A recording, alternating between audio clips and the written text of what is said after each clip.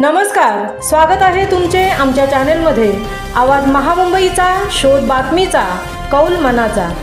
चला तर मग आमचे चॅनल शेअर करा, लाईक करा आणि सबस्क्राइब करा।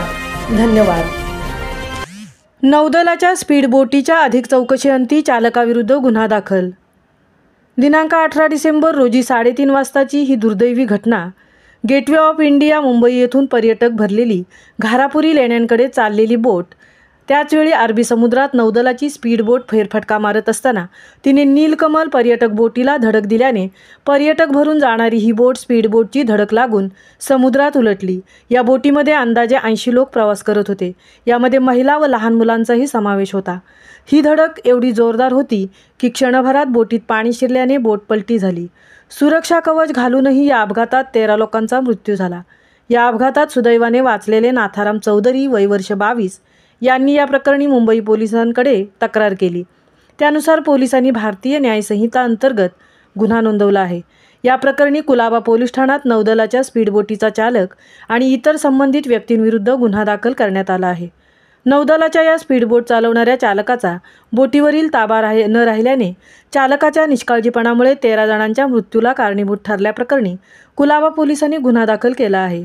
नौदल, तटरक्षक दल व मुंबई पोलिसांनी राबवलेल्या बचाव कार्यात 115 जणांना समुद्रातून बाहेर काढण्यात यश आले असून अजूनही 2 व्यक्ती बेपत्ता असल्याची भीती व्यक्त होत आहे। जखमींपैकी JNPT रुग्णालयात 75, नेव्हल डॉकयार्डमध्ये 25, अश्विनी रुग्णालयात 1, सेंट जॉर्जमध्ये 9, करंजा येथे 12 तर मोरा येथे 10 रुग्ण दाखल करण्यात आले आहेत। त्याचप्रमाणे नीलकमल बोटीमधील 5 कर्मचारी सुखरूप असल्याची माहिती महापालिकेकडून देण्यात येत आहे। या दुर्दैवी अपघातातील बेपत्ता पर्यटकांचा शोध सुरू असून पोलिसांनी प्रत्यक्षदर्शींचे जबाब नोंदवले आहेत। नौदलाच्या स्पीडबोटीमध्ये उत्पादक कंपनीचे 4 प्रतिनिधी आणि नौदलाचे 2 अधिकारी होते। झालेल्या अपघातात नौदल अधिकारी महेंद्रसिंग शेखावत व उत्पादक कंपनीचे 2 प्रतिनिधी प्रवीण शर्मा व मंगेश यांचा मृत्यू झाल्याची माहिती नौदलाकडून देण्यात आली आहे। ही दुर्घटना घडल्यानंतर अवघ्या काही क्षणातच नौदलाची ही स्पीडबोट प्रवासी बोटीला जोरात धडक देत असल्याचा व्हिडिओ व्हायरल झाला। तो व्हिडिओ प्रत्यक्षदर्शी नाथाराम चौधरी नावाच्या व्यक्तीने काढला होता। एक स्पीडबोट कशी समुद्रात एवढ्या स्पीडने फिरते या नाविन्याने या व्यक्तीने हा व्हिडिओ काढला होता। पण हीच बोट आपल्यासाठी काळ बनून येत आहे हे त्या व्हिडिओ काढणाऱ्या व्यक्तींनाही माहीत नसेल आणि हेच या अपघातातील प्रत्यक्षदर्शी।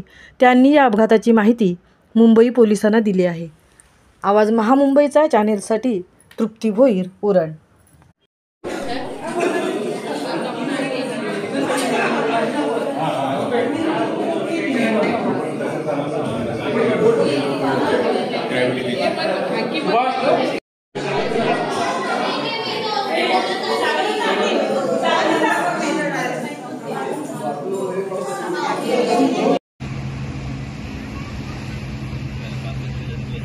घुमा मजा येईल हो।